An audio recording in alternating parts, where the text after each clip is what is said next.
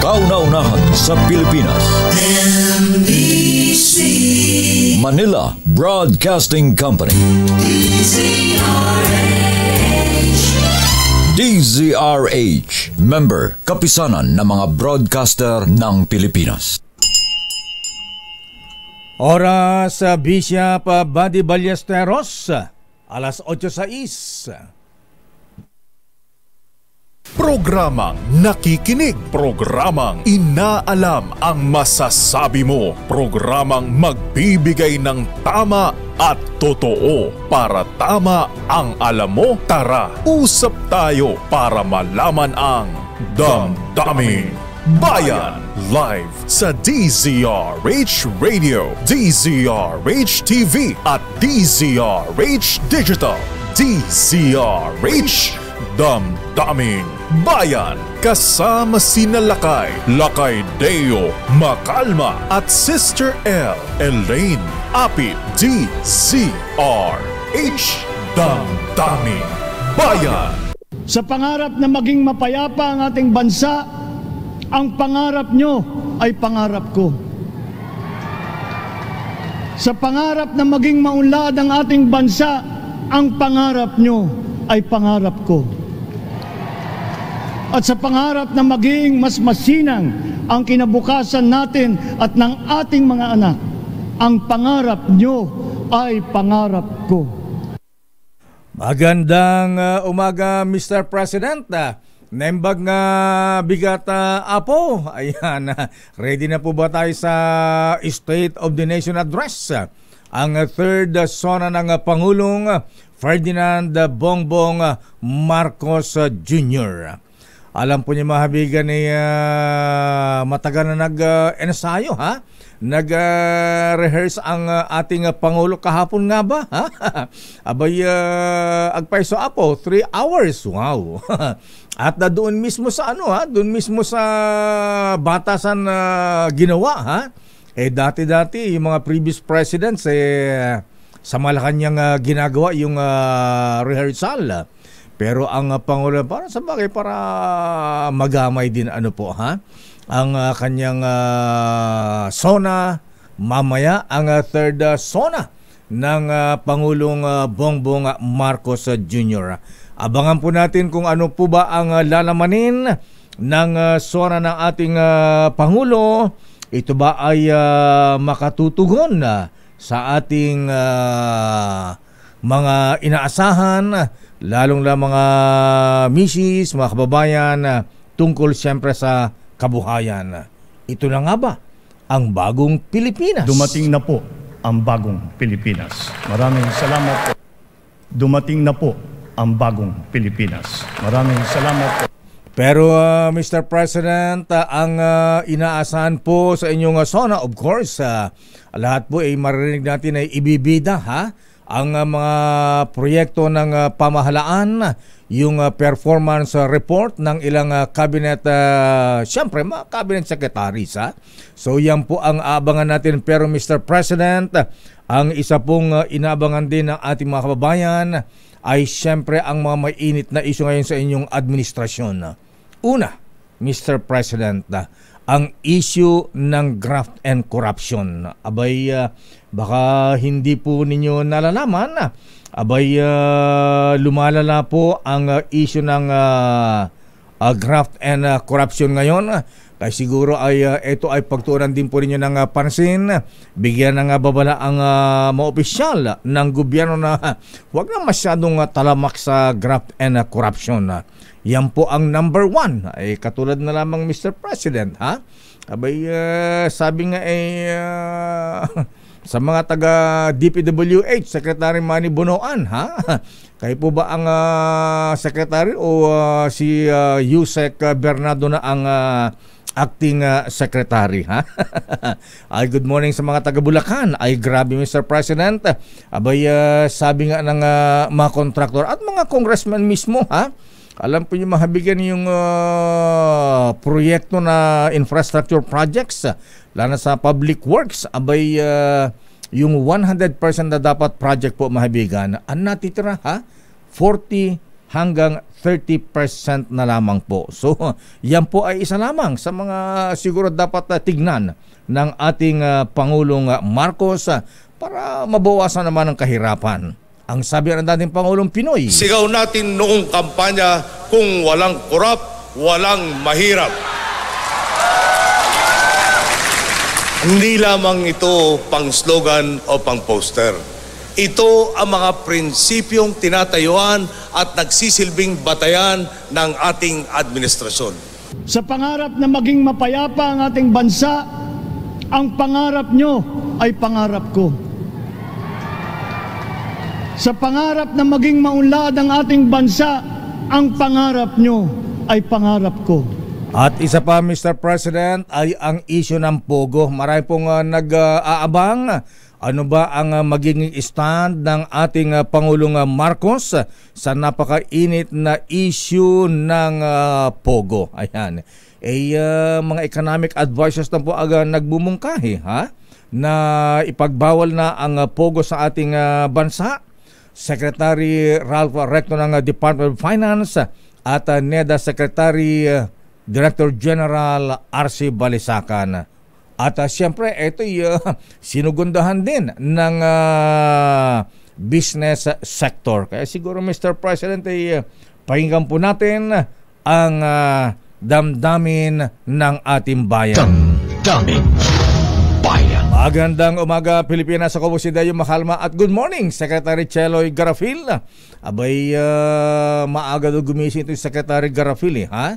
Abay, dahil signal number 1 dahil sa bagyong Karina, nag-alay yata ito ng 100 itlog sa Santa Clara. Anyway, mahabigan ni kung signal number 1 dun sa Cagayan at Isabela, ha?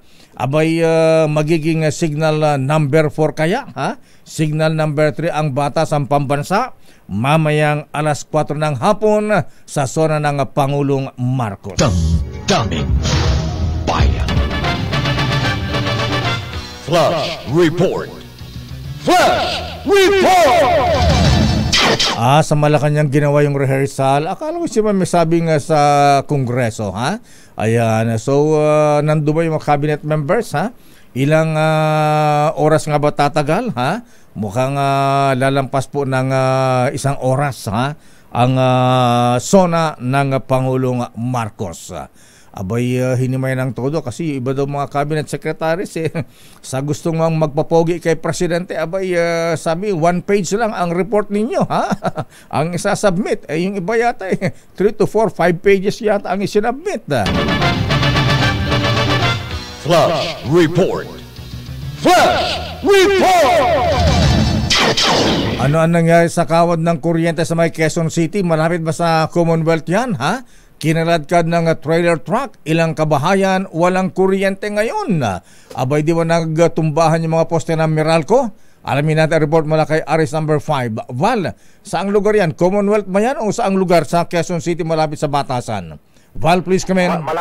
Malapit Mayor sa Commonwealth Avenue. Ito yung sa may Litex kanto ng Commonwealth Avenue. Dito yung lugar na ito. Kaya yung apektado, Mayor, ng mga sasakyan, apektado nitong halos pagbuwal na nitong 3 poste ng mga cable ito ay yung galing ng Commonwealth Avenue papasok ng Payatas Road at maging yung palabas o galing ng Payatas Road palabas naman ng Commonwealth Avenue. Yun yung mga apektado. Mahigit sa 15 kabayan, Mayor, sa Barangay Commonwealth, Quezon City ang wala ngayong power supply, walang kuryente ngayon matapos na hilain ng trailer truck ang mga kawad ng kuryente dito sa kanto ng VB Sullivan at Payatas Road. Dito sa sakop pa ito ng Barangay Commonwealth, Quezon City. Halos matumba na ang 3 poste ng telecommunications company dahil dito sa insidente. At ayon sa mga residente, alas 3 pa ng madaling araw nangyaring pagbayubay sa daan nitong mga kawad ng kuryente. Dumating na yung mga tauhan ng Meralco at isinasaayos na ang mga spaghetti wires, pero baka alas 12 pa raw ng tanghali maibalik ang power supply. Ang sabi ng Meralco Mayor, hindi sa kanila yung poste kundi para sa mga telecommunications company, pero tutulungan na nila para nang sa ganun maibalik naman yung supply ng kuryente dito sa lugar. Apektado yung daloy ng mga sasakyan, kaya't nagtalaga na ng sapat na bilang ng barangay Tanod, itong Commonwealth at maging itong barangay Payatas. Mula rito sa kahabaan ng Payatas Road dito sa Quezon City, ako naman Val Gonzales, DZRH, una sa Pilipinas, una sa Pilipino. Maraming salamat, Val Gonzales mula sa may Quezon City. Puspusan ang ating ginagawa upang pataasin ang produksyon ng ating ekonomiya. Pinapalago natin ang mga industriya. Dinadagdagan natin ang mga infrastruktura upang mas mapabilis ang daloy ng mga produkto at ng serbisyo. Higit sa lahat, pinapalakas natin ang kakayahan ng mga mamamayan upang mapaganda nila ang kanilang pamumuhay. Ito ang punot dulo ng ating Philippine Development Plan. Investments in public infrastructure and in the capacity of our people through food, education, health, jobs, and social protection remain our top priority. Yan po ay ilan lamang sa bahagi ng SONA ng Pangulong Marcos noong nakalipas na taon. Sa mga nakalipas na buwan, nakita natin ang pagbaba ng presyo ng bilihin sa iba't ibang mga sektor. Napatunayan natin na kayang maipababa ang presyo ng bigas, karne, isda, gulay at asukal. Malaking tulong ang Kadiwa Store na ating muling binuhay at inilunsad. Ang layunin ng Kadiwa ay pag-ugnayin ang mga magsasaka at ang mga mamimili. Walang iba pang namamagitan. Wala nang dagdag na gastos at patong. Maganda ang kita ng magsasaka, nakakatipid din ang mga mamimili. Damdamin Bayan. Ang kulang pa yung mga Kadiwa centers natin, Mr. President. Abay, dapat yan ay nationwide. At babalikan natin ang mga reports. Si Standby Let Narciso mula sa Malacanang. Ano ang latest sa Malacanang? Ano ba yung susot ng Pangulong Marcos mamaya, Miss Let? Amerikana ba? O barong Tagalog? Standby Raymond Paas. Abay, iba ring magpakulo ang bagong Senate President, Senator Cheese de Butler Escudero. Abay, red carpet, ha? Naka-ready na ang red carpet sa pagbubukas ng sesyon sa Senado. At standby din man ang Milky Rigunan mula naman dyan sa Kamara de Representantes at siyempre sa paligid ng batasang pambansa. Damdamin Bayan. Babalikan natin ang mga reports na yan at mamaya ay meron tayong makausap na isang cabinet secretary. Abay, yung mga cabinet secretary ba ay kasamang audience dun sa rehearsal ng Pangulong Marcos sa Malacanang. Sandali lamang at napakahalaga po mahabigan. Napakahalaga mga kuya, mga ate ang marunong tayong pumili. Lalo na po sa mga ibobotong lingkod bayan. Abay, malapit na eleksyon na Chairman Boy George Erwin Garcia. Gaya ng mga makapareha sa buhay, siyempre sa pagpili ng karir, at maging sa mga kaibigan. At siyempre, maging sa pagbili po ng mga gamot para value for money ating mga gastos.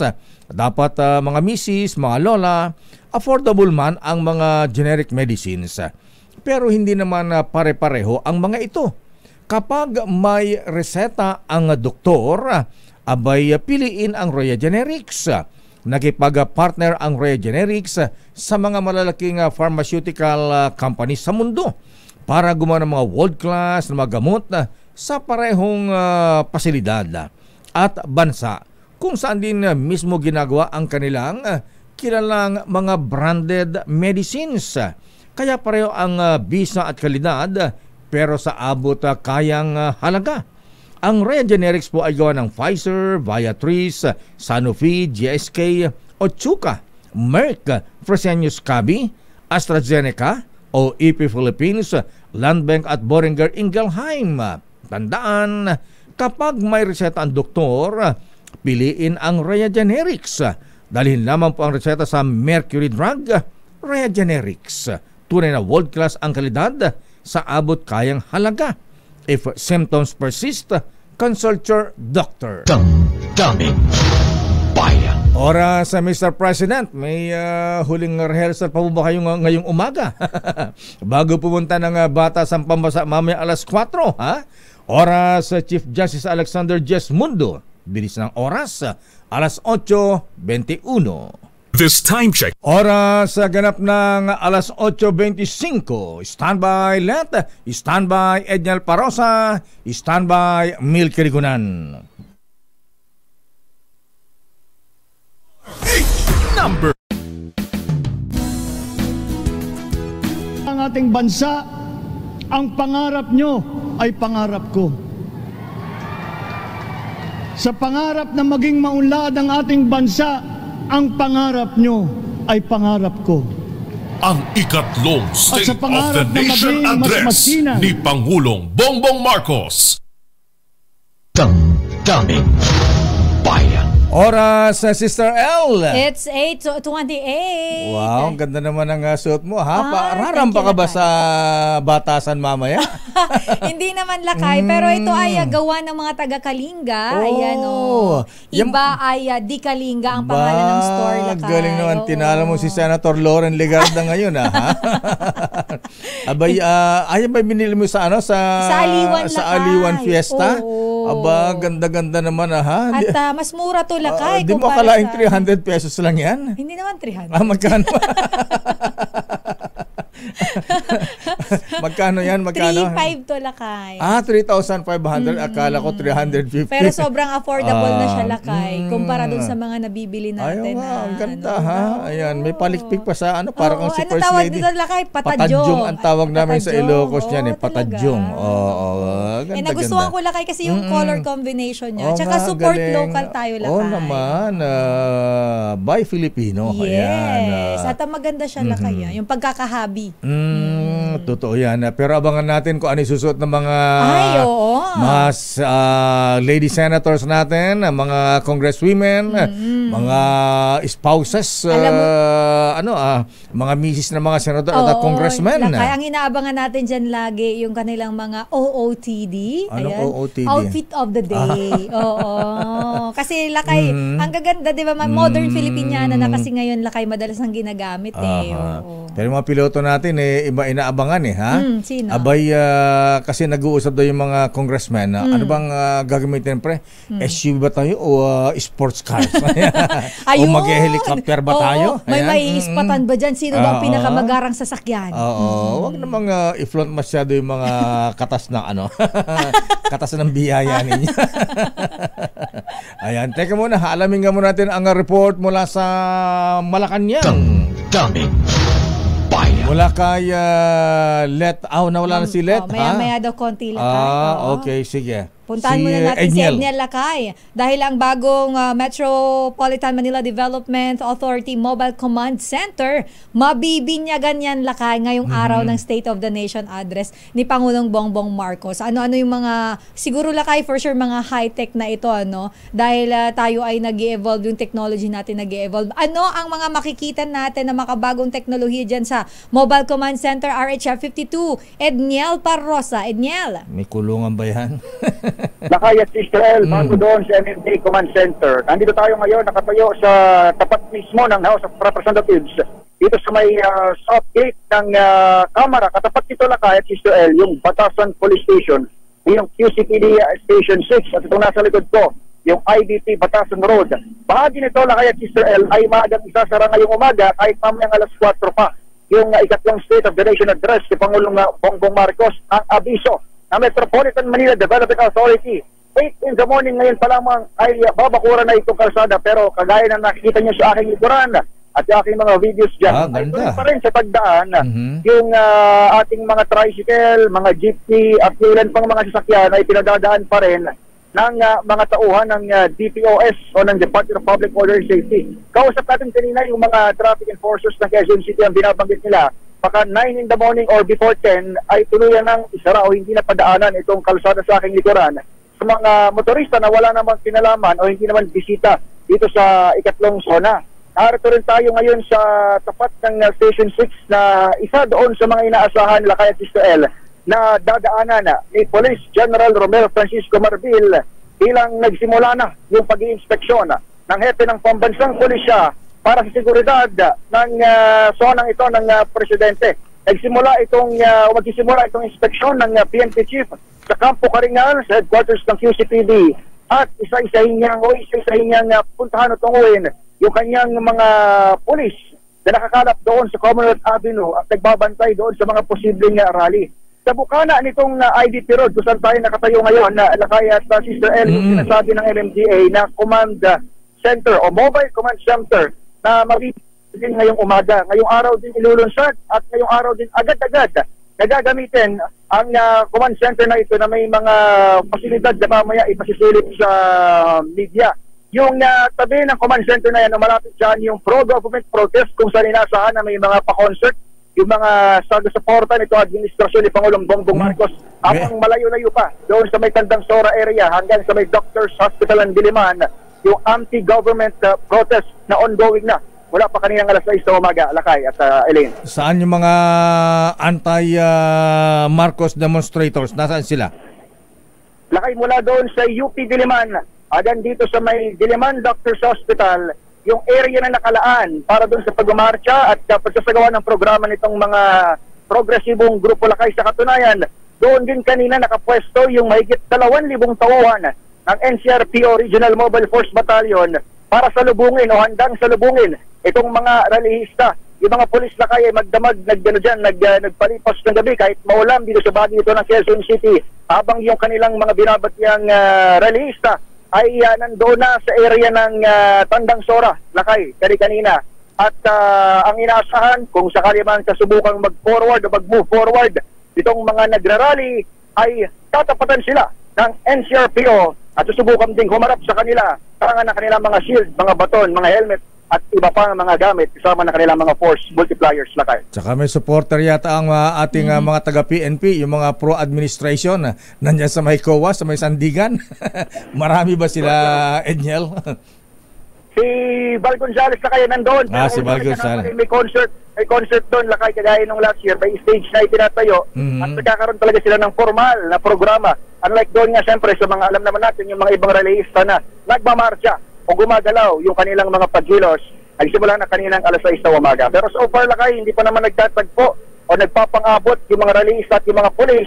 Medyo malayo-layo pa yung distansya, bagamat natataraw na ng isa't isa yung bawat grupo doon sa area yan ng Commonwealth, Lakay. Anong asa yung concert, Edniel?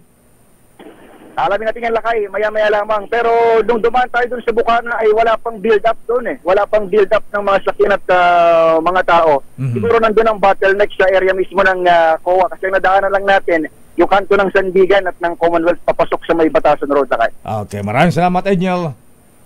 Balik sa inyo, Lakay at Giselle. Maraming salamat, Edniel Parrosa. DZRH Special Coverage.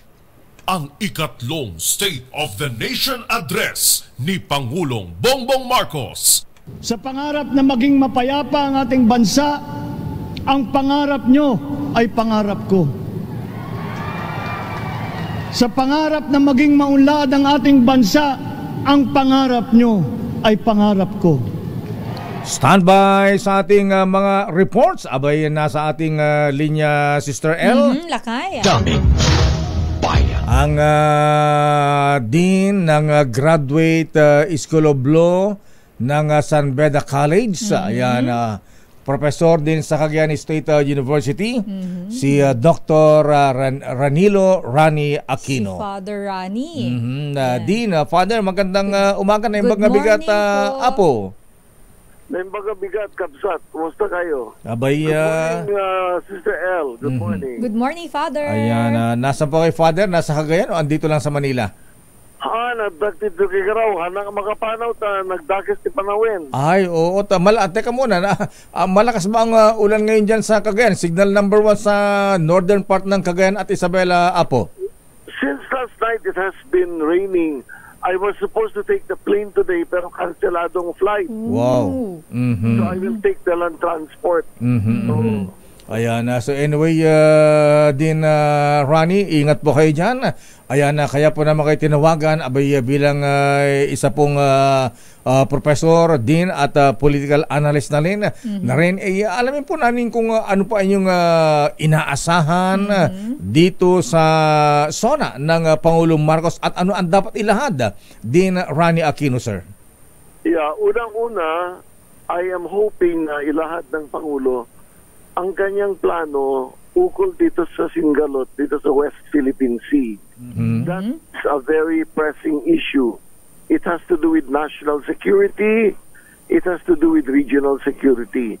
And then, connected to that rin, Deo and Sister El, yung issue ng infiltration by elements and agents of the People's Republic of China dito sa bansa natin, perhaps even the possible infiltration of government by their agents and their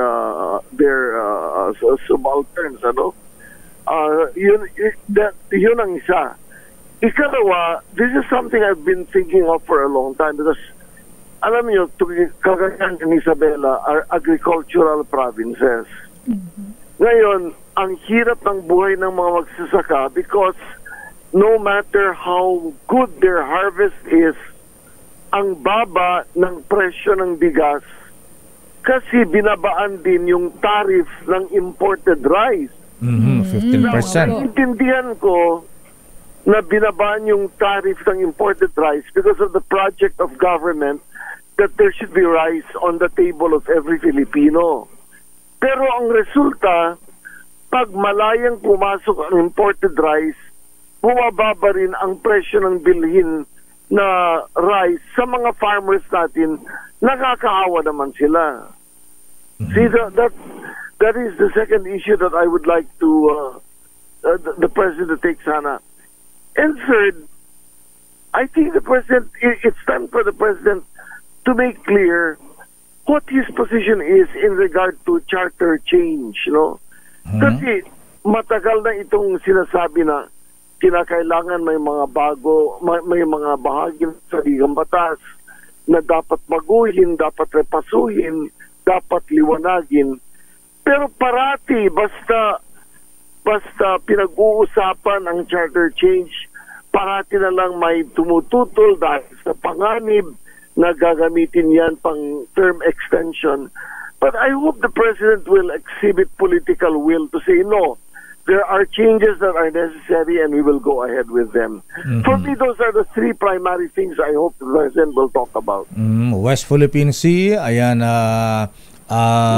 rice, pagbaba ng tariff, at charter change. At charter change, ayan. Yes. Sa issue ng pogo at graft and corruption na din. Yes, exactly. That's why I said, yung issue ng West Philippine Sea, this is connected to the POGO issue as well as to the issue of infiltration. Cases like Alice Go. Dapat may solid program of government at nang malaman natin kung ganong kalalim na napasok na People's Republic of China o mahente nila ang mga sangay ng pamahalaan o mga ibang opisina.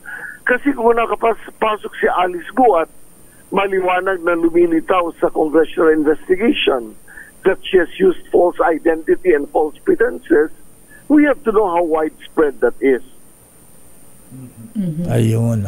Okay, Nina, sa mga ipinangako ng Pangulong Marcos nung nakalipas niyang SONA, ano ang mga nakita niyong hindi pa natutupad ng Pangulong Marcos, Dina Rani Aquino, sir?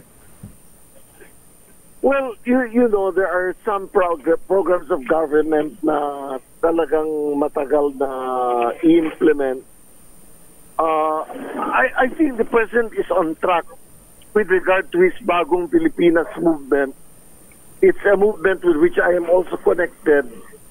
Pero yung bang hikayatin ang Pilipino na maging mas trusting, more trusting of government and more positive towards government, yun ang isang dapat pagtutunan pa ng pansin, involving the Filipino in the development of the country.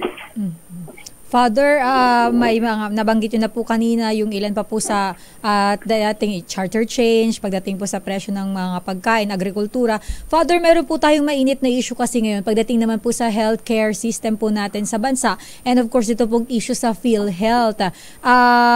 What your stand po about po dito na dapat bang mangialam na ang ating Pangulo pagdating po doon sa lalo na po dito sa issue sa excess fund ng PhilHealth na marami po sa ating mga kababayan ang hindi po maka-avail basta-basta pero ang pondo po pala ay sumusobra naman. Yeah. I will give you an experience from our own employees in the Cagayan State University. No? May mga empleyado kami na tinatawag under contracts of service. Ito yung mga empleyado na hindi wala sa plantilla, hindi regular, hindi permanente, under contracts of service. Opo. Ang sahod nila ay kinakaltasan for PhilHealth. And ang complaint nila masyadong malaki ang kinakaltas. Kaya marami sa kanila ang nagsabi na they would prefer to opt out na lang of PhilHealth. Pero I also tell them, kung mag-opt out kayo, ano ang tulong nyo pag nagkasakit kayo o ma-hospital kayo. Pero that scandalous issue of surplus funds of PhilHealth as against the unavailability of funds for sick persons, it's something that should be addressed. You know, for things like this, it would be good for the president, like GMA did during her time, to set up fact-finding commissions. Importante yan eh. Kasi a neutral fact-finding commission will unearth things. Kasi if you tell PhilHealth to investigate itself, it will not do that. And not even do DOH. There has to be a fact-finding committee made up of credible people. Isa pa din, Ronnie Aquino, sir, ang foreign policy. We have not limited ourselves to the local economy, but we have looked to the global economy for partnerships and agreements. Our independent foreign policy, a friend to all and enemy of none, has proven effective. Ayan, kumusta po? Marami po ang nagsasabi din na ang Pangulong Marcos ay medyo nagbago ang kanyang pronouncement sa ating foreign policy dahil sa pagpasok ng mga EDCA rito. Ayan, parang kumikiling tayo sa Amerika din. Ano ang opinion niyo po sa isyung yan? Hindi ko sinisisi ang Pangulo. I think he's making the correct move. Okay. Yung enemy to none and friend to all ay okay pag lahat ng kapitbahay mo ay friendly to you. Ang problema, the People's Republic of China is not a friendly neighbor. And that's true not only of the Philippines, that's also true of India. In other words, on both borders of the People's Republic of China, it has problems because China is basically expansionist. Ngayon, definitely on our own, wala tayong kakayanan na harapin ang People's Republic of China. So I think our foreign policy should be such that we ally ourselves with those countries that espouse democracy, that espouse a way of life that we can support. So for example, yung alliances natin with Japan, alliances natin with Australia, and then yung nakalipas na military exercises, kasali ang France, let's strengthen that. And together, let's enter into an agreement that these countries patrol with us the high seas to keep the high seas free under the provisions of the Convention on the Law of the Sea. And related to that, Leon and Sister El, yes, I would also suggest that the Philippines should file another case before the International Court of Justice. Kasi yung arbitral decision, tungkol lang sa dagat yun eh. Walang decision about the islands, the features, the islets on the West Philippine Sea. Kailangan natin ang definitive pronouncement under international law. Din Ronnie Aquino, sir, maraming salamat po sa iyong mga opinion at ang mga pahayag. Abay, ito'y malaking gabay sa ating administrasyon din at kaliwanagan sa ating mga taga-subaybay. Thank you din, Naimbagang Bigat Apo, and good morning. Good morning, good morning. Good morning, dear. Good morning, Sister. Thank you po, Father. Din Si Father Ranilio Rani Aquino, ang Dean ng Graduate School of Law ng San Beda College at siya po ay professor din sa Cagayan State University. Kung maraming Chinese scholars. Dummy. Sa ibang schools yata. Sa ibang school yata yun, Lakay. St. Louis, ayan. Iba-iba Ewan ko lang kung meron din sa Cagayan State University. Sandali lamang alamin nga natin ang latest mula sa Malacanang. SONA website inactivate na ng Presidential Communications Office. Anong ibig sabihin nito, Miss Let? Ready na ba? Ha? Wala bang EO-off na signal? Signal jam? Sa batasan? Ayan. Usually, Lakay, meron talagang signal jamming kapag mga isang oras bago ang SONA ng Pangulo, wala ng signal. Alamin natin ang latest mula kay Aris number 14. Let Narciso, please come in. Ano ang ganap latest sa Malacanang? Kay Sister L, para sa mga nag-aabang sa ikatlong State of the Nation address ni Pangulong Ferdinand Marcos Jr., maaari itong mapanood via live streaming. Inactivate na ng Presidential Communications Office ang SONA website na sona.gov.ph. Ma-access rin dito ang 2022 to 2023 President's Report to the People na pinamagatang Bagong Pilipinas, One Nation, One People, Building a Better Future Together. 174 na pahina ito na naglalaman ng komprehensibong accomplishments ng mga programa at ng mga accomplishments at programa ng administrasyon. Naka-upload rin sa website ang episodes ng Through the Lens o mga panayam sa ilang pinakamayayamang negosyante sa bansa at kanilang mga pananaw sa Administrasyong Marcos. Lakay? Ano ang inaabangan dito? Patikim naman. Ano ba ang laman ng SONA ng Pangulong Marcos? Oo nga, mayroon ka na bang hint dyan? Ano ba mga highlights dyan, Miss Let? Oo, yung totoo, Lakay, walang patikim. Wala. Ang bira. Walang patikim. Suspense. Oo, pero ayun nga, gaya ng mga nakaraang taon, wala naman talaga, Lakay. Wala siyang advancer, ika nga. Ayan. Yung mga previous administration, bago ang SONA, may mga kopya na tayo na minsan Ngayon, Miss Let, wala wala. Talagang wala. Surprise. Dati may advance copy tayo. Wala, Lakay. Actually, kahit kami dito sa Malacanang Press Corps, pagkatapos pa ng speech ng Presidente, nakatatanggap ng kopya niyan. Okay. Para daw may element of surprise. Teka muna, yung bang rehearsal ng Pangulong Marcos kahapon kahapon. Kahapon ba o nung Sabado? Kahapon yun. Kahapon, ayan na. May mga, ang audience ba mga cabinet secretaries? Parang hindi naman, Lakay. Hindi ba? Hindi naman kung sinong mga kasama niya sa kanyang pag-e-ensayo dahil binigyan lang kami nung mga larawan niya. Nakuha nga sa kanyang practice ng SONA speech. Ayan. At sino ang sumulat ng speech ng SONA ng Pangulo? Siya mismo, Lakay. Talaga, ha? Talaga. Abay. Kaya nga nung binabanggit niya na fine-tuning yung ginagawa, ang sabi niya noon ay noong weekend ay ipo-finalize pa yun. So hanggang kahapon. Sabi na aking bubit, yung mga cabinet secretaries, tig isang page lang ang hinihingi. Yung iba dyan, sobrang papogi. Mga 2, 3, 4, 5 pages daw ang isinabmit. Oo, kaya nga, ang sabi actually sabi ni Presidente, marami siyang gustong banggitin, marami siyang gustong talakayin sa kanyang SONA, pero hindi kasi kakasya dun sa gusto niyang isang oras lang. Kaya ang sabi niya, bahala na yung kanyang mga cabinet secretary na magpaliwanag ng mga detalye dun sa kanyang mga babanggitin sa SONA. So, totoo ba na after SONA ng Pangulong Marcos ay may assignment ng mga cabinet secretaries na mayroong post-SONA? I-explain kung ano ang kanyang babanggitin sa SONA mamaya. Ilalatag na maayos. Tama, Lakay, at yan ay gagawin sa Martes. Okay. Martes. Bukas. Bukas pala, Saan gagawin? Sa Malacanang din o hiwa-hiwalay? Sa isang hotel, ayan. Okay, sige. Sige, abangan natin. Okay, maraming salamat, Miss Let. Para sa SONA 2024, ito si Let Narciso. Una sa Pilipinas, una sa Pilipino. Maraming salamat, Let Narciso mula sa Malacanang. Abay, mukhang maganda ang panahon ngayon sa Malacanang, Sister El. Oo nga, nakapag-zoom si Miss Let Lakay. Ang ikatlong State of the Nation Address ni Pangulong Bongbong Marcos. Sandali lamang at mamaya makapiling po natin mahabigan na Agriculture Secretary, Secretary Francisco Kiko Chu Laurel.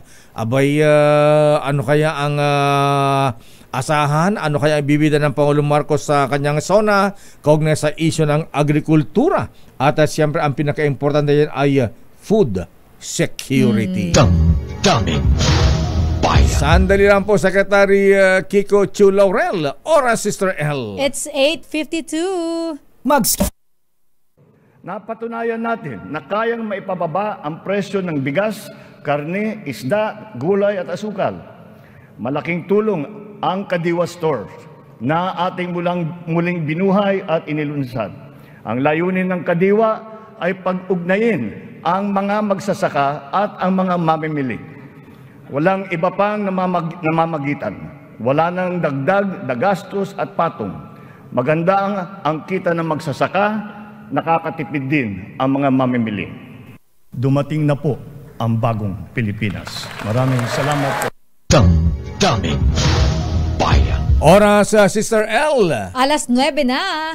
Oras na para kausapin natin ang Agriculture Secretary, Secretary Francisco Kiko Chu Laurel ng Departamento ng Agrikultura. Abay, malamangan natin kung ano ang kanyang report na maaring ibida ng Pangulong Marcos mamaya sa kanyang SONA. Secretary Kiko Laurel, sir, magandang umaga po sa Secretary. Good morning, ho. Si Dayo Macalma, Secretary, sir, at Sister L. Good morning po, Secretary. Ayan. Morning. Una-una po, Secretary, sir, alam naman ng lahat po ng mga cabinet members ay hiningan po ng report, accomplishment ng Pangulong Marcos para sa kanyang SONA. Sa inyong panig sa Department of Agriculture, Secretary, sir, patikim nga, pakibigyan mo kami ng pahapyaw kung ano po ang report niyo sa DA, Secretary, sir, na pwedeng maibida ng Pangulong Marcos mamaya. Well, basically, mahirap po magbigay ng detalya ngayon dahil baka ma-preempt natin yung ating... Okay, naintindihan po namin yan, Secretary, sir.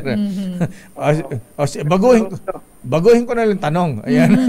Oo, revise mo Lakay ang question kay Secretary. Ang tanong ko, ayan, parating ibinibida ng Pangulong Marcos ang Kadiwa, ayan, food security. Ito kaya ay matutupad na ngayong sa inyong administrasyon as Agriculture Secretary, Secretary Kiko, sir, at mapababa kaya ang kahirapan, kagutuman para sa ating mga kababayan? Well, yan ho ang ating prime directive ng ating presidente, no? To be food secure by 2028 at mapababa in general ang presyo ng mga basic commodities na pagkain ho. So, ang tingin ko naman, basta mga programa, plano natin ngayon sa DA, pati yung yan din ang galing na rin sa mga dating taga-DA, mukhang kakayanin naman by 2028, more or less, meron tayong pagkain para sa pamilyang Pilipino.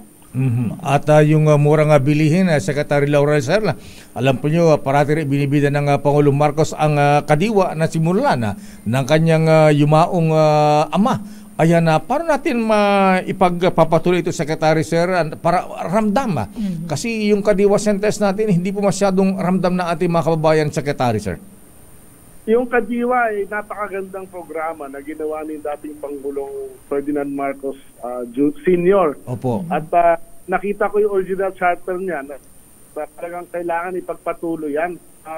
Yan ang pinaka-epektibong paraan para ma-stabilize ang presyo at mabigyan ng mas murang bilihin. Kasi magiging ang style natin dyan is yung farmer makakadirekto na sa consumer eh. So we are planning to build at least one for every municipality, no? So 1,500 yan kung kasama mga cities and all over the country. Pag mayroon tayo niyan, tingin ko malaking tulong na yan para mabababa at basically lalabanan natin yung mga ibang retailers dyan at para keep everybody mga cartel. Oo. Mga kailan ang timetable nyo na magkaroon po na every municipality ay mayroong Kadiwa Center, Secretary, sir? Yun ang challenge ho. At initially, we're targeting about 300 by hopefully by middle of next year. Then, so every year magdadagdag tayo. And hopefully, sana by 2027, meron na tayo 1,500. Secretary Laurel, sir, napag-uusapan po natin ang Kadiwa stores and of course kapag Kadiwa po o agricultural products ang binibida po natin dyan, murang bilihin para sa ating mga kababayan. Ang DA po, kumusta po ang direksyon ng Department of Agriculture pagdating naman po doon sa tulong sa atin pong mga magsasaka, lalo na po sa mga modern farm equipment na napag-iiwanan po ang ating mga magsasaka dito po sa ating bansa? Yun na kagaya ng banggit ko dati sa mga ibang talakayan na with the farmers and everybody else, industry players. Ang talagang kulang is the investments in the last 27 to 30 years sa agricultural sector.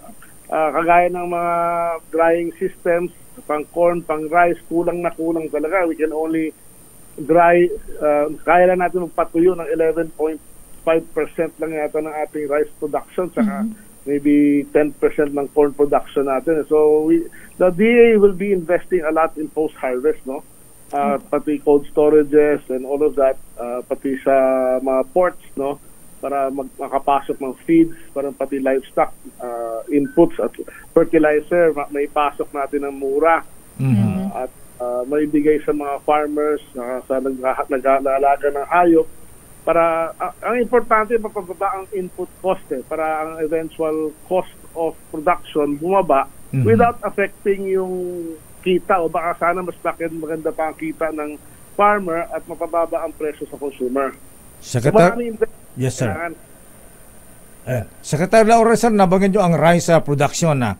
Alam po nyo nung parang dating Pangulong Marcos Sr., meron tayong Masagana 99 project na that time ay nag-export tayo ng bigas. Yes. Meron bang programa ang inyong ang DA ngayon, Secretary, sir, na masundan o kaya magaya yung Masagana 99 noong panahon ni Secretary Tangco? Meron ho, pinaplano pa namin ngayon kung ano ba yung target natin kasi nung nakaraang administrasyon natin, meron silang masaganang 120. We're calibrating all including the seeds, pati sa post-harvest nga na pangailangan. Plus, pinaka-importante nga yung magdagdag tayo ng irrigation para mag-increase ang ating production. I'm hoping maging masagana 150 yan, ano? Masagana 150. It has to be, pati yung cropping calendar, yung panahon ng pagtatanim, babaguhin namin yung schedule para ma-maximize na hindi lang isang cropping lang, makadalawa tayo at hahangarin natin na sa well-irrigated areas, makatatlong cropping pa Bakit masagana 150, Secretary? Baka sabihin, naku, baka maging 150 na ang presyo ng bigas. Hindi na 20, hindi na 29 pesos. Ayan. Bakit? Hindi na siguro. I mean, in general naman, as increased production per hectare, dapat mas efficient tayo at mas mababa ang presyo. Kakayanin pa ba, Secretary Laurel, sir, ang pangako ng Paulo Marcos na maging 20 pesos kada kilo ang presyo ng bigas? Well, it is aspiration nga, no? Dream ko yan na mangyari, kaya I'm doing everything, moving heaven and earth to try to lower the prices to hopefully reach that amount, but it takes a lot of time and investment talaga, and planning, right planning para magawa yan, and technology. Opo. Secretary, sir, isa pa dahil sa issue ng bigas, ibabalik mo ba sa NFA ang pagbili ng palay o bigas at hindi na ipabalik sa private sector kasi nangyayari hinahawakan ng cartel, Secretary, sir? As of the moment, hindi pumayag ang ating mga political leaders sa Congress at Senado na ibalik ang power sa NFA para mag-import. Pero binibigay yata nila to sa DA, sa opisina ko para on time to time, depende kung kailangan lang, hindi something as a regular thing. I think that is enough para makontrol natin ang sitwasyon. Secretary Sir, ihabol ko lang ito dahil ngayon po ay nakararanas na tayo mula po sa matinding tag-init o yun pong El Nino na ating naranasan, naging malaking hamon po para sa ating mga magsasaka. Yun pong matinding init at may mga nalugi po. Ay ngayon naman po ay La Nina na. Ano po ang mga tulong na inihahanda ng Department of Agriculture para doon po or yung mga naitulong na po natin para doon po sa mga magsasaka na labis na naapektuhan ng El Nino at yung inilatag nyo naman po na mga tulong o ano pong maitutulong natin para naman po sa La Nina, lalo na po may mga pananim na madalas nabubulok dahil sa matinding pag-ulan? Implement namin yung cold storage system na ipapabid out na ng DA. Yung sa side naman ng NIA at saka yung Bureau of Soils natin, pinaparash natin yung mga irrigation project saka mga small water impounding facilities. Mamimigay din tayo ng mga solar water pumps and then water pumps to be able to divert the waters. Then we will be, I'm meeting actually tomorrow with yung ating Philippine crop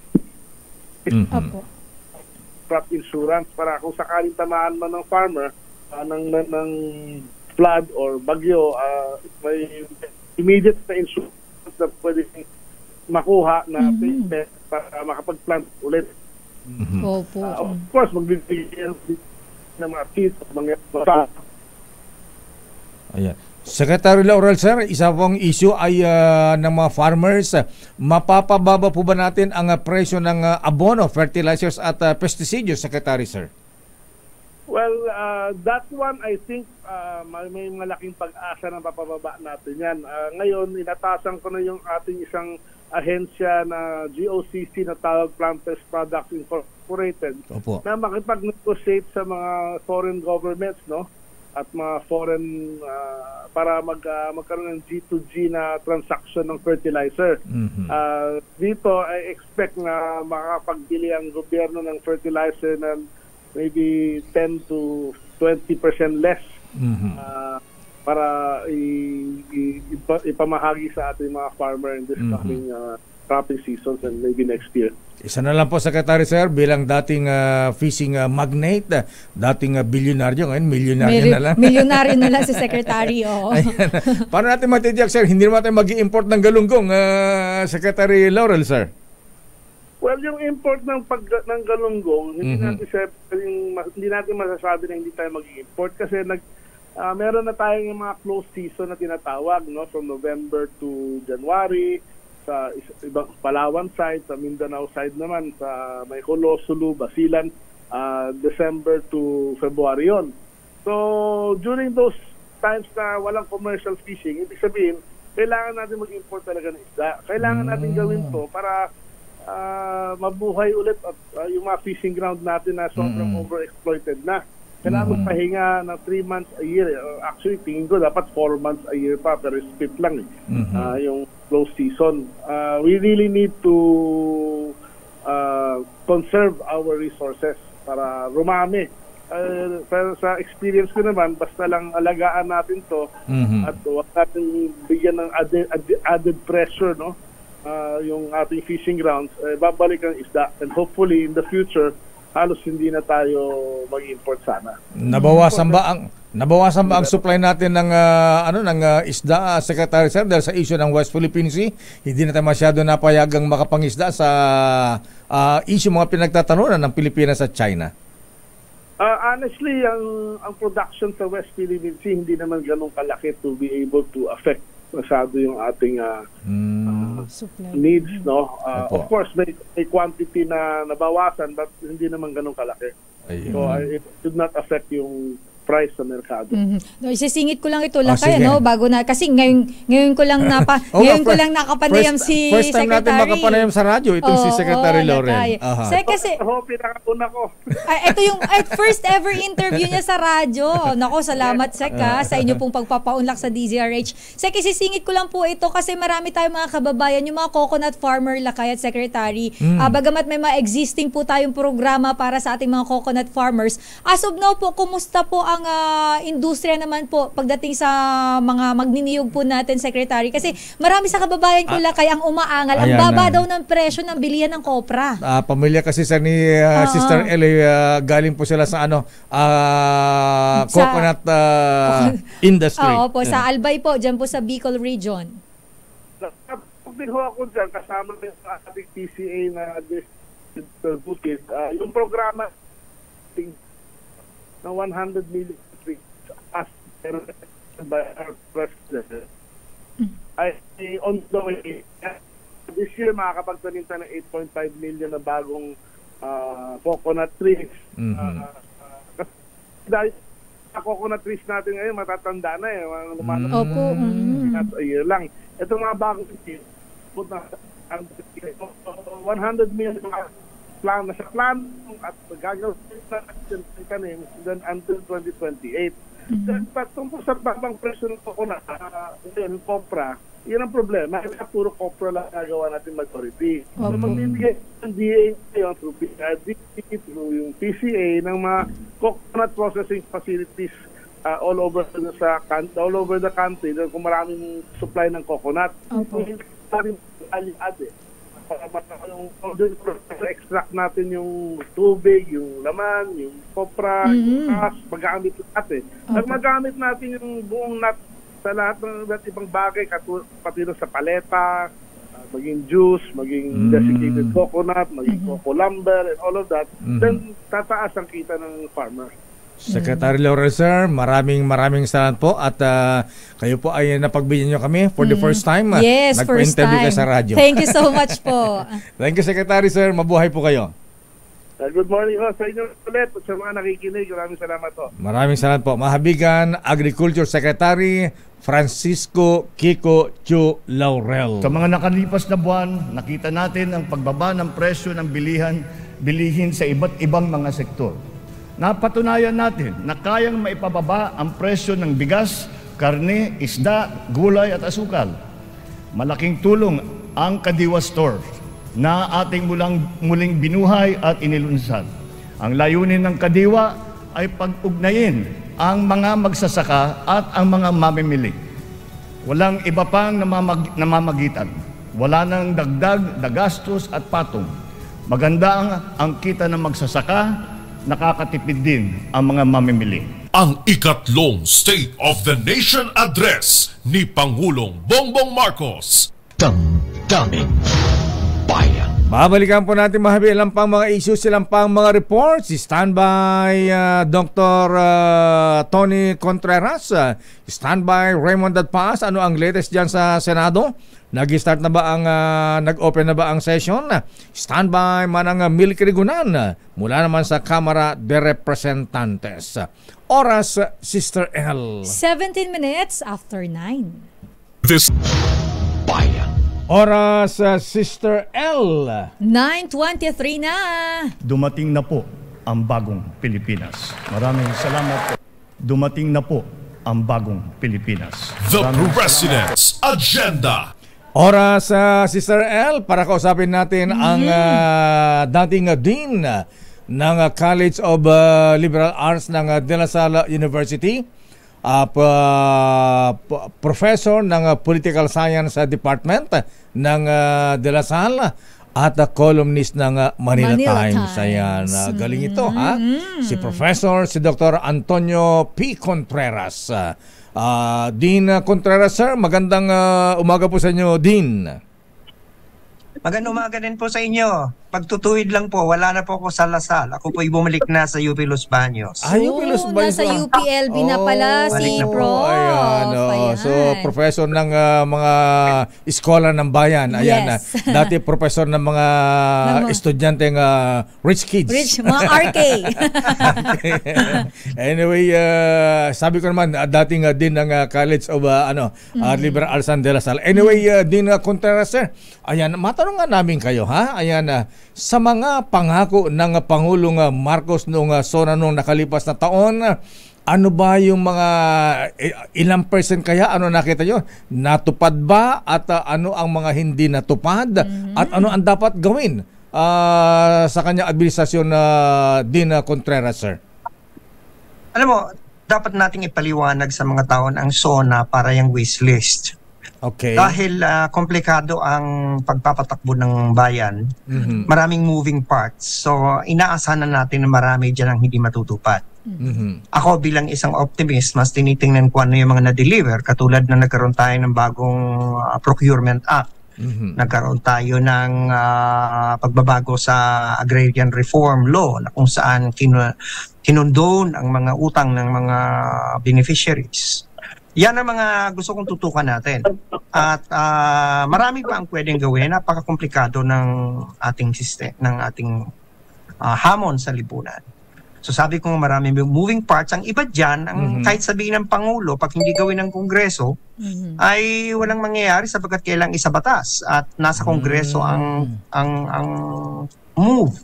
Ayaw naman natin na didiktahan ng Pangulo ang Kongreso. Sapagkat pag ganun, paralatangan naman siyang diktador.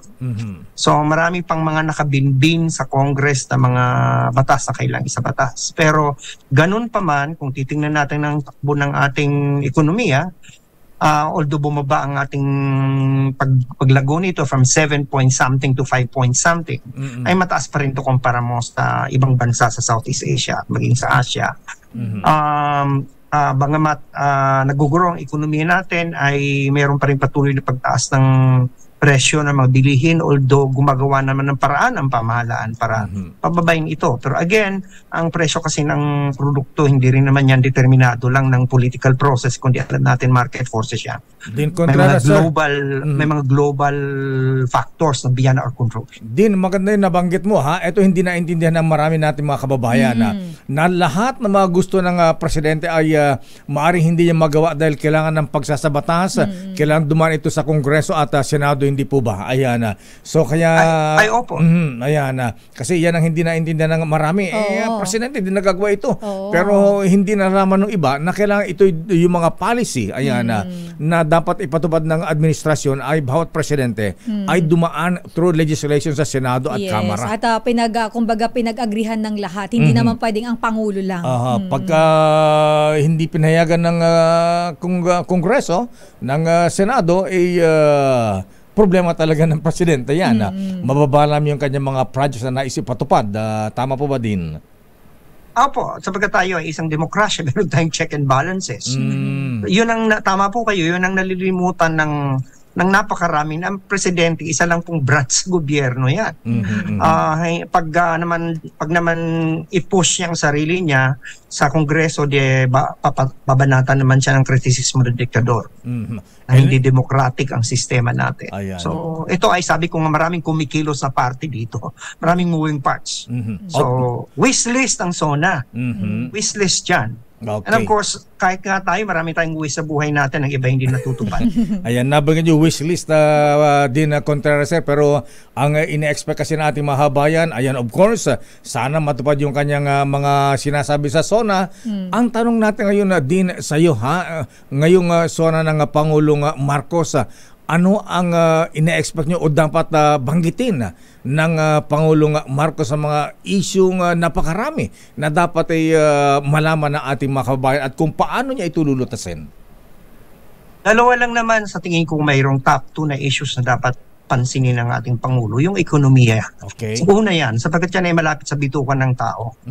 Paano mo babalansihin ang pagtaas ng sahod sa pagtaas naman ng presyo ng bilihin, sapagkat alam naman natin na kapag nagkaroon ka ng minimum wage legislation ay may inflationary effect ito, sapagkat pwedeng ipasa ng mga producers sa consumers ang dagdag na gastos sa pagtaas ng sahod ng empleyado.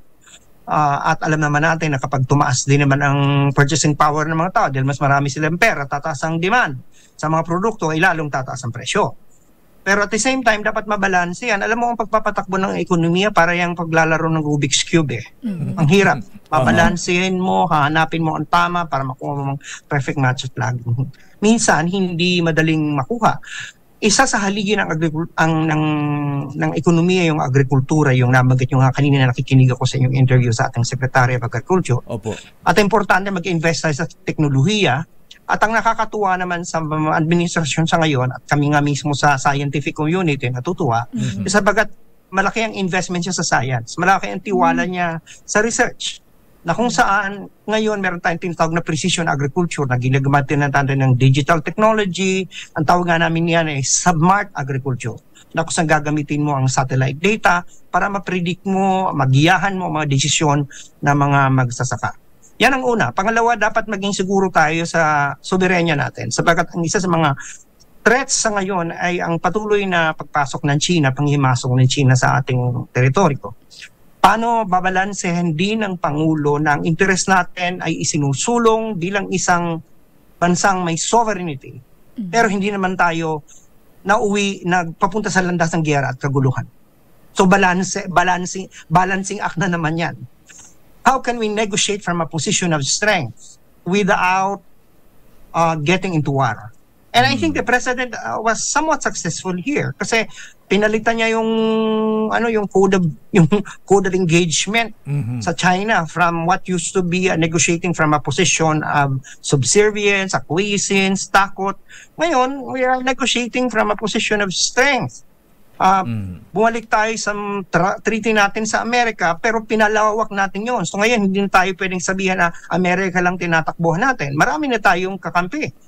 Kasi ganyan naman tayo talaga. Bully ang China, tayo mas mahina. Sa real world, kapag mahina ka at ay bully ang kaharap mo, hahanap ka ng kakampi. Ganun naman yun eh. Yan ang reality. That's reality in the real life world and also in real politics. So ginawa ng Pangulo yan. And nakita naman natin recently, merong anunsyo ang DFA na meron na tayong agreement na na-forge in how we can have these RORE operations. And it's kind of remarkable because now we have dealt with China from a position of strength. The fact that they have negotiated with us on how to refuel, Sierra Madre, means na dati-rati, parang kayang-kaya tayong papitik-pitikin lang. Ngayon, nakiupo sila sa atin at nag-agree ng isang arrangement. So, maganda ito. Nakatulong kaya yung mga pagsuporta rin ng ibang bansa, mga allies ng Pilipinas? Opo. Opo, sapagkat number one, na nawala yung burden na akusan tayo na parang pro-America lang tayo, ginagamit lang tayong po ng Amerika. Pero andyan na ang Japan, meron tayong RAA sa Japan, andyan ang Australia, andyan ang United Kingdom, ang India gustong tumulong. France. So we have established what is called a community of support. Range against the bullying of China, and China doesn't have a choice but to negotiate with us as an equal. Ayun, naku din Contreras, sir. Maraming salamat po sa inyong paliwanag. Ayan, paglilinaw sa mga issues na may kinalaman sa SONA ng Pangulo at kung ang dapat na gawin. Sabi niya ay wish list na sana nga ito ay matupad lahat. Thank you din. Maraming salamat. At mabuhay kayong lahat. Thank you mabuhay po kayo din. Dr. Antonio Contreras. Thank you po. Ng UP Los Baños. Ayan. Grabe. Basa. Sorry. Siya po ay professor ng UP Los Baños and of course ng Political Science Department ng De La Salle University at dati po, previous din po siya ng College of Liberal Arts ng DLSU at of course columnist po ng The Manila Times. Yes, mong kakalimutan yan. Magaling si bossing, mga bossing natin sa Manila Times. Ayan, bossing Dante Ang. Daming Alamin nga natin ang sitwasyon sa Kongreso, situation sa North Wing, red carpet para sa SONA. Nako, naka-ready na ba yung red carpet na dadaanan ng mga mga magpa-fashion show? Ng mga naka-OOTD. Sino ba ang mga mag-i-slay? Ayan. Slay the day. Sino kaya ang pinakamaganda ang gown at pinaka-lousy magdamit? Ay, ba yan? Huwag naman ganun, Lakay. Pero alam mo, Lakay, ako inaabangan ko din yan kasi may iba dyan, sobrang simple ng damit pero ang ganda tingnan. Yes. Ayan, mga simple magdamit dyan. Ang Lucy Torres, Congresswoman Lucy Torres. Pero diba? Napakaganda ng mukha, Lakay. Ang tawag nito, sophisticated, angelic face. Ayan, ano ba masasabi ko Ano pa bang masasabi mo? Nasa dulo ng dila ko. At of course, Heart Evangelista. Of course naman. Ang Heart Evangelista talaga namang fashion icon talaga yan, Lakay. Di alamin natin kay Manang Milky. Alamin natin ang update dyan mula kay RH12. Sabi ko, elegante. Elegant. Elegant, ayan. Ayan. Alamin nga natin, nadali mo na yung nasa dulo ng dila mo. Alamin natin ang sitwasyon dyan ngayon. Kumusta ngayon dyan, Manang Milky? Nagsisimula na bang dumating ang mga dadalo sa SONA ng Pangulo RH12? Milky Rigunan. Manang Milky. Magandang umaga, Sister El at Lakay. Nagsisimula ng dumating ang mga mambabatas dahil nagsimula na ang opening ng third regular session ng 19th Congress. Pero madali lang ito, Lakay, opening and closing dahil pagkatapos niyan ay titigil muna ang sesyon para hintayin naman ang alas 3 ng hapon sa pagdating ni Pangulong Bongbong Marcos. Meron pa ang pagkakataon sa Sister El na pumunta dito at irampa sa red carpet ang kanyang Filipiniana dress. Ayan, made in Kalinga yan. Yes, made in Kalinga to, Manang Milky. Ay, si Manang Milky made in Kalinga, both in Aliwan Fiesta. Yes, sa Aliwan Fiesta to galing Siyempre, hindi papatalong Ilocos Norte, Lakay, Abel Ilocos. Ayan, abangan natin kung anong susuot ni Senator Amy mamaya, ha? Inabel ba ng Ilocos yan? Anyway, Lakay at Sister El, merong sariling wish list ang mga mambabatas na sana mabanggitin daw ni Pangulong Bongbong Marcos mamaya sa kanyang ikatlong State of the Nation address. Sa panig ng mga binansagang young guns, Lakay. Young guns. Baka dapat ibida ang mga hakbang sa ekonomiya, pagtutunang pansin ang job creation at pagpapalakas sa mga small, micro, and medium enterprises. Sa panig niya ako, Bicol Party List Representative Phil Bongalon, kailangan ng climate action at disaster resilience para handa ang bansa, lalo na nakakaranas tayo ng pagdating ng malalakas na bagyo at mga kalamidad. Food security at agricultural development ang gusto namang marinig nila Union Representative Paulo Ortega. Kapanig na kayo ni Bicol Saro Party List Representative Brian Yamtuan. Dapat mabanggit ang dagdag na pondo sa fisheries sector at ang sabi niya kailangan din ang pagbuhay sa Bicol Express Line at pagtuunang pansin ang rehabilitasyon ng correctional facilities. Sa likod ko, Lakay at Sister El, makikita nyo, dami na ang red carpet dito sa North Wing entrance ng Batasan. Nakaset up na ang iba't ibang mga media organization para magatid ng kanilang mga balita dito sa mga ganap sa Batasan, Pambansa. Dito ang red carpet kung saan papasok ang mga mambabatas, iba pang mga panauhin sa ikatlong State of the Nation address ni Pangulong Bongbong Marcos. Dito matutunghayan ang magagandang gown at magagandang barong Tagalog na suot naman ng mga kalalakihan, Lakay at Sister El. Mga naka-signature dyan, mga Gucci, ayan, Louis Vuitton, lumang bag, charot lang. Mga YSL, Yves Saint Laurent, mga ganun. Yari sa Laguna. Dapat baka mamaya wala na si Congressman Dumogan. Naalala ko si Congressman Dumogan noon rumampa, nakabahag. Ayan. Yes. Di ba? Naalala mo yung Manang Milky? Totoo yan, Lakay. Ang inaabangan din dito ay ang pagrampa at pag-eksena ng Makabayan Black dahil sinasilip na nila yung kanilang susutin. Ang dalawang kongresista. Political statement. Rosas and Castro at yung barong Tagalog naman si Congressman Raul Manuel na merong pinta na kausap mo kahapon yung pintor, ang sabi niya ay acrylic yung ginamit daw na pagpinta doon sa kanilang mga gown at mga barong. Kung pagandahan ng damit dyan sa pagrampa sa red carpet, sa parking lot ng Batasan, ayan, may mga nakapark na ba mga Rolls Royce dyan, mga SUV, mga sports cars, ayan, helicopter. Yan din ang tanong kanina ni Perry at ni Anthony. Pero mukhang maaga na silang may mga designated parking. Ganun ba? Para sa mga mababatas natin. Siguro makita lang kayo yung mga akala ko akala ko Manang Milky ang sinakyan na lang Toyota Innova, Vios, Avanza, mga ganun. Mga ano yun, yung mga support staff siguro. Ganun ba? Oo, yung mga naka-SUV, magagandang sasakyan. Mamaya, magkaka-traffic sa pagdating pa ng ibang mga bisita para sa pagsisimula ng State of the Nation address. So pag nag-resume na ito ang sesyon ng 2 kapulungan ng Kongreso, ang hihintayin na lamang lakay ay ang pagsisimula naman ng State of the Nation address ni Pangulong Bongbong Marcos na alas 10 ng hapon. Okay, maraming salamat, Manang Wilkie.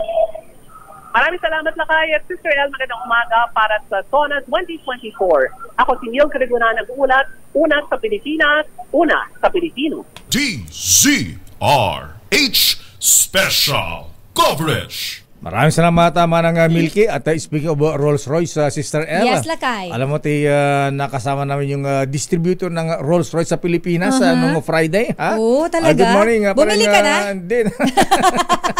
Maliit lang binili ko eh. Ayan, laro. Yung kasya sa sa eskaparate. Pang-display mo pala doon sa iyong sasakyan. Nakita ko yung distributor ng Rolls-Royce sa Pilipinas, si Mr. Willie Titen.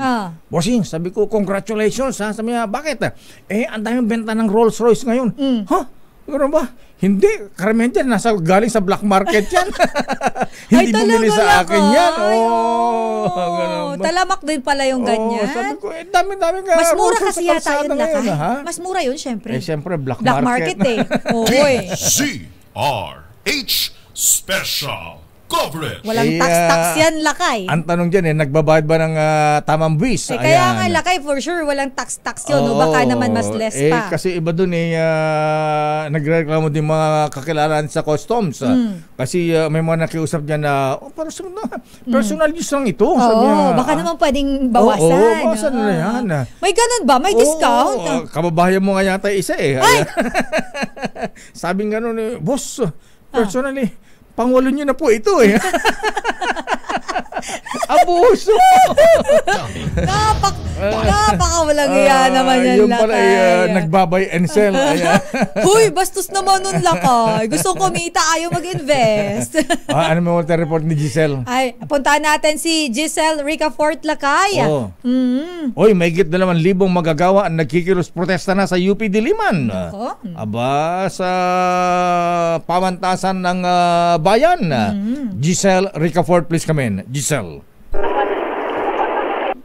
Miss Giselle. Lakay, Sister El, hindi alintana ng tinatayang 2,000 manggagawa, yung uulan araw na panahon dito sa Commonwealth Avenue sa lungsod ng Quezon para sa kanilang pagtatangka na maringgani Pangulong Bongbong Marcos ang kanilang mga panawagan.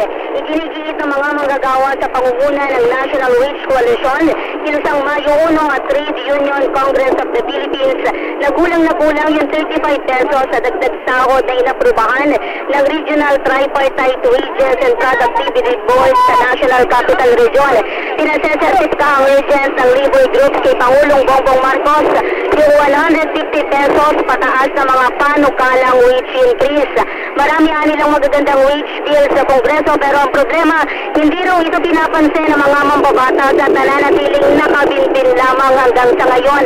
Sa mahal daw ng cost of living sa Pilipinas dahil sa napakataas na inflation, nahihirapang makisabay yung mga uring manggagawa at hirap din silang mabuhay ang kanilang mga pamilya.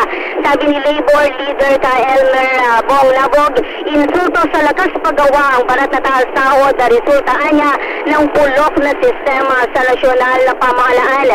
Pinabubuwag din ng mga manggagawa yung Regional Tripartite Wages and Productivity Board dahil wala naman umano itong pakinabang at hindi rin makamanggagawa.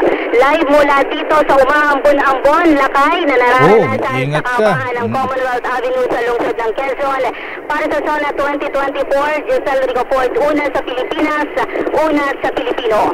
DZRH Special Coverage. The President's Agenda. Isa pang report, ayan, isin ko lang yung may binabanggit si Manang Milky na wishlist ng mga congressman kanina Oo, mabanggit niya, Lakay. Meron kong 2 wishlist dyan. Dalawa. Ayan, sana tutukan din ng Pangulong Marcos ang kampanya laban sa corruption.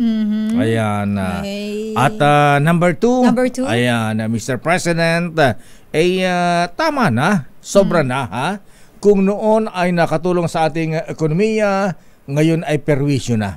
Itigil na ang pogo. Ang pogo. Ayan.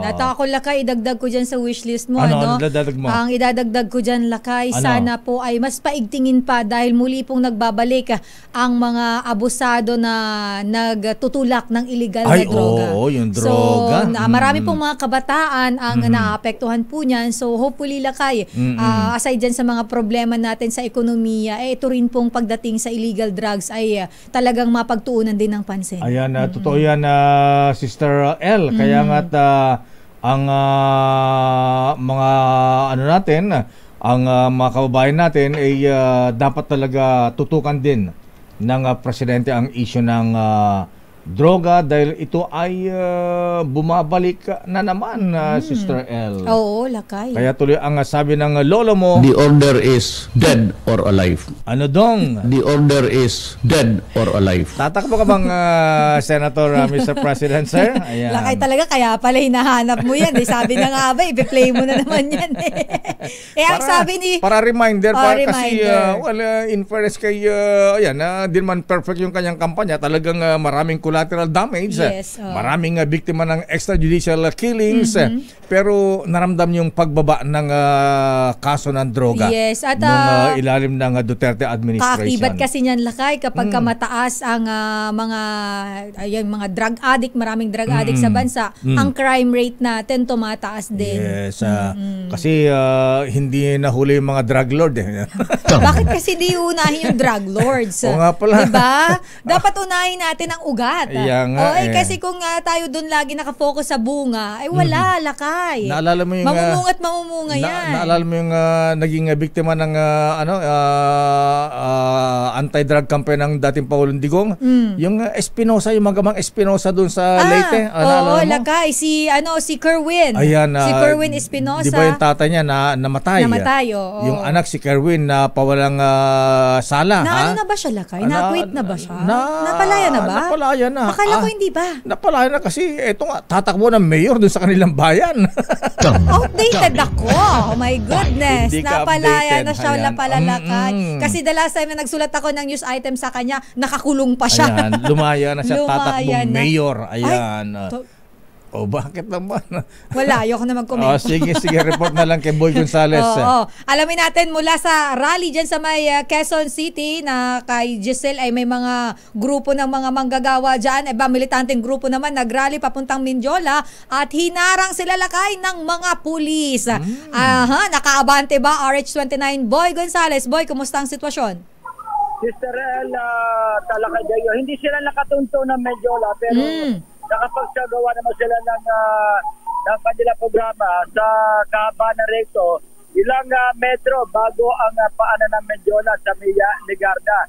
Matapos ang ilang minutong programa, ay bumalik na lamang sila dito Lakay sa recto corner Quezon Boulevard. Dito sila nagsimula magmarcha patungong Mindiola para maituloy yung kanilang mga ginagawang programa ngayong zona ng Pangulong Ferdinand Marcos Jr. ay itinuloy nila ay kanilang programa sa Quezon Boulevard Corner Recto Avenue. Ang grupong kilusan para sa pambansang demokrasya at Workers for People's Liberation na umigit kumulan nasa 200 na miyembro ang nagsagawa ng rally dito. Ayon dito kay Pablo Rosales, ang Pangulo ng Pangingisda ng Pilipinas, na kabilang sa ilalim ng KPD at si Boy Albana, Presidente ng Lupa, Pilipinas, na makikinig sila, manonood sila mamaya sa sauna ng Pangulo para malaman nila kung ano yung mga ginagawa ng gobyerno para naman sa hanay ng mga mangisda.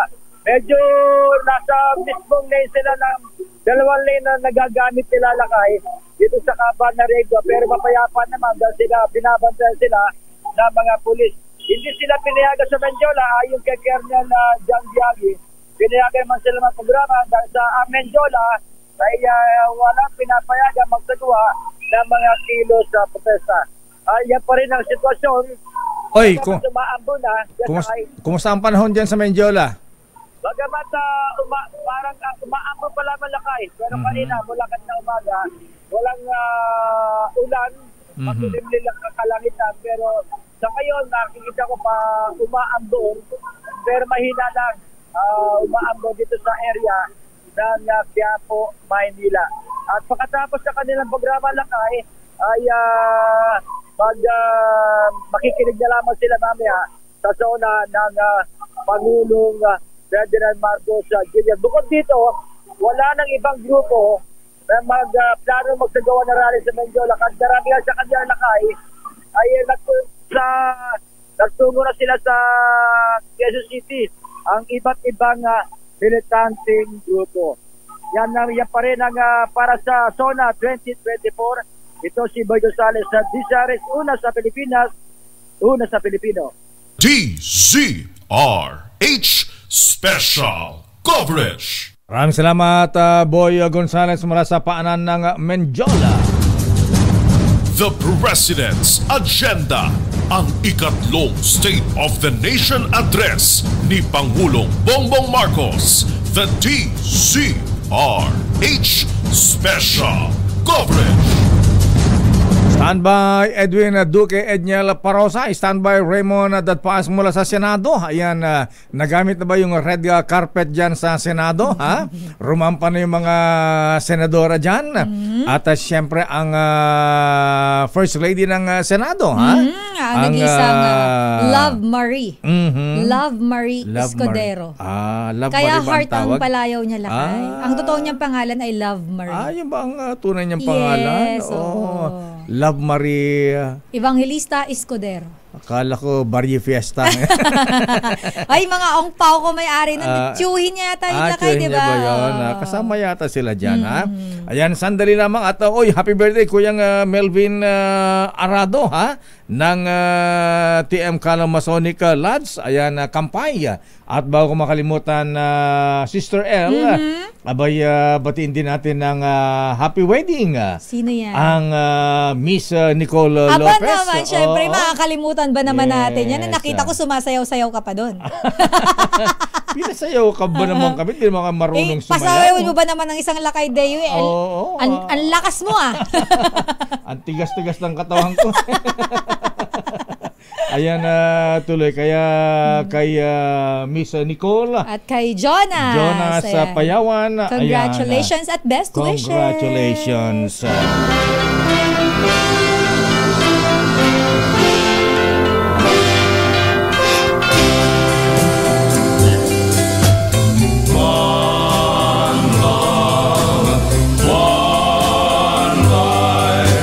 Talagang yung groom si Jonas nung banggitin yung till death do us part tumulo ang mga luha. Napaiyak si Jonas. Ang bride naman na si Miss Nicole Lopez. Hindi ba niya binuli si Jonas? Hindi ba niya binuli si Jonas? Ngiti hanggang tenga. Okay. Buti naman hindi nang bully. Hindi biro lang. Congratulations. Ba't andito po yan? Akala ko may honeymoon sa Japan ang mga ito. Ay, hindi lakay. Kasi Sona ngayon. Ganun ba? After Sona, mag-honeymoon doon sa Mount Fuji. Mount Fuji. Trabaho muna lakay. Grabe talaga. Iba ang dedikasyon sa trabaho. Sandali namang Edwin, standby Edniel Parosa, standby Raymond Dadpaas. Oras, Sister L. It's 9:53. Ang balitang ito ay ang ikatlong State of the Nation Address ni Pangulong Bongbong Marcos. The DZRH Special Coverage. Sa pangarap na maging mapayapa ang ating bansa, ang pangarap nyo ay pangarap ko. Sa pangarap na maging maunlad ang ating bansa, ang pangarap nyo ay pangarap ko. Alamin natin ang report mula kay Edniel Parosa. Abay, sinusunog ng effigy ng Pangulong Marcos? Abala kay, alamin natin dahil may nagsunog na daw ng effigy ngayong araw ng SONA 2024. Kakasuhan daw lakay. May nagsunog na ba? Sabi ni Mayor Joy Beltran. Belmonte. Belmonte lakay. Hindi daw bawal ang magsunog na ng effigy. Ayan. Mayroon yatang designated na. Yes, wag lang aabot ng 100 meters ba? Ayan. Alamin natin lakay. Before doon sa radius kung saan yung vicinity ng SONA. Batasan. Sa Batasan. Pero beyond 100 meters daw. Pwede na. Pwede na. Alamin natin dahil mukhang may nagsunog. Alamin natin kung may nagsunog na nga ba. RH52, Edniel Parosa. Edniel. Lakay at Sister L, tutuluyang kasuhan ng pambansang pulisyang mga magsusunog na effigy ngayong araw ng State of the Nation Address si Pangulong Bongbong Marcos. Yan ang iginiit ni PNP Chief Police General Romeo Francisco Marbil matapos na rin may magsunog na ng mga rallyista sa kanilang maagang aktibidad sa bahagi ng Commonwealth ng Bangsora kanina. Matatandaan kanina sa report ni Giselle Ricafort, ating kasama dito sa pagko-cover, ay may sinunog ng mga materyales. Itong grupong Southern Tagalog dyan sa area ng Commonwealth ng Bangsora. Ngayon, ang nakarating yan kay Marbil, sinabi niya sa isang ambush interview na walang exemption sa batas. Kaya sasampahan nila ng reklamo ang mga progresibong grupong una ng dinalaang lalabag sa batas sa Public Assembly at Clean Air Act. Sa pareho ng mga ambush interview dito sa kanto ng Sandigan Bayan at IDP Road, sinabi ngayon CRPO Chief Police Major General Jose Melencio Nartates na misto lang hindi nakita ng mga pulis itong pagsusunog na ginawa ng nasabing grupo dyan sa may Tandang Sora area sapagkat puti ang usok. Mukhang gumamit daw Lakay at Israel ng kerosene itong mga nagsunog na relihista sa halip tayo karaniwan na diesel, kaya hindi nakita ng mga pulis yung usok nitong sinusunod na EPG hanggang sa patuloy o matapos na itong tuloy na itong maubos sa ginagawang aktibidad kanina. Ginawa ni Marbil itong pahayag at maging si Nartates sa kabilang ng pahayag ni Mayor J. Belmonte na Quezon City na hindi bawal ang pagsusunog na EPG lampas doon sa 100 metro na itinatakda ng batas. Ngayon, dahil may mga digital footprint, ibig sabihin may mga footages naman, itong mga nagsunog na EPG, hahabulin sila ng Philippine National Police pagtapos itong zona ng Pangulong Bongbong Marcos. Tinisita ni Marbil Lakay itong command center o command post ng MMDA kasama si MMDA Chairperson, Attorney Romando Ortez. Edniel, 2024. Yes, Lakay. Ikaw ba napakita ng effigy kanina? Bakit ang may effigy si President Xi Jinping ng China? Joe Biden, Pangulong Marcos at Vice President Sara Duterte. Lakayan nandyan sa grupo ng mga rallyista na may effigy si Giselle. Si Giselle Lakayan. Kay Giselle yan. Kasama natin kanina lang si General Marbil. Ito nga, ipinarating natin ang mga grupo na reporters sa kanya na may nagsunog na. At sabi niya, walang exemption sa batas. Sinunog na pala yan.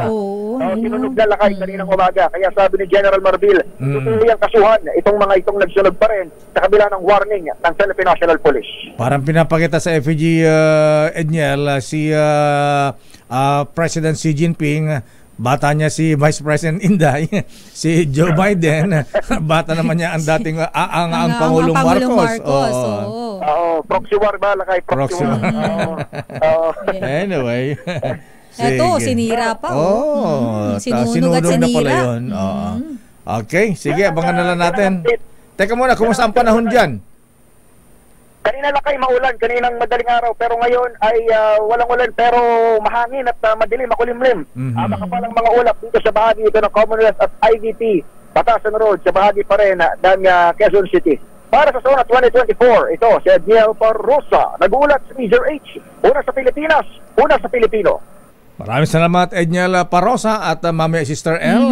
Abangan natin ang ikatlong zona ng Pangulong Marcos. Yes. Ito ba ay signal number 3? Ayan. Ano ba? Signal number 4? Meron ba siya mga surprises? Yan po ay abangan natin. The President's Agenda, ang ikatlong State of the Nation Address ni Pangulong Ferdinand Marcos Jr., the DZRH Special Coverage. Kasama ang buong puwersa ng DZRH News mula Batasan Complex, ihahatid sa inyo ang mga kaganapan live sa DZRH Radio, DZRH TV at DZRH social media platforms. The President's Agenda, the DZRH Special Coverage. Maraming salamat, Yuel. At yan na po mahabihan ng kabo nating programa ng Damdamin Bayan. Yes. At special coverage sa ating State of the Nation Address third SONA ng Pangulong Marcos. Yes, at tumutok lang po kayo dahil tuloy-tuloy po ang aming special coverage sa mga nag-aabang lakay. Mamaya, sa coverage na pagpapatuloy ng coverage lakay, makikita nyo na ang suot ni Heart Evangelista dahil sila lakay ang pinakaunang naglakad sa red carpet dyan sa Senado. Lumakad na ba? Yes, nandun na sila lakay. Ba't di ko nakita? Hindi mo pa nakita? Nandyan na sila lakay. Naka-all white ang Love Marie. Wow, all white. Yes. Wow. Ganda-ganda naman. Eto, sabi sa'yo lakay. All white. Wow, napaka-elegante naman. Elegante lakay talaga. Simple, elegante. Tapos maong Tagalog yata si Senator Chis. Maong Tagalog. May ganun ba maong Tagalog? Ayan. Anyway, yan po mga natin palatuntunan ng damdaming bayan. Ako po si Deo Macalma. Si Sir El po, Elaine Apit. Magpapatuloy po ang ating special coverage. Stay safe everyone at manatili pong nakatutok sa ating special coverage. Stand by, Miss May Binauhan. Sinong kasal ni At May? of course, si Yuel Reyes. The President's Agenda, ang ikatlong State of the Nation Address ni Pangulong Bongbong Marcos, the DZRH Special Coverage. RH! Ate,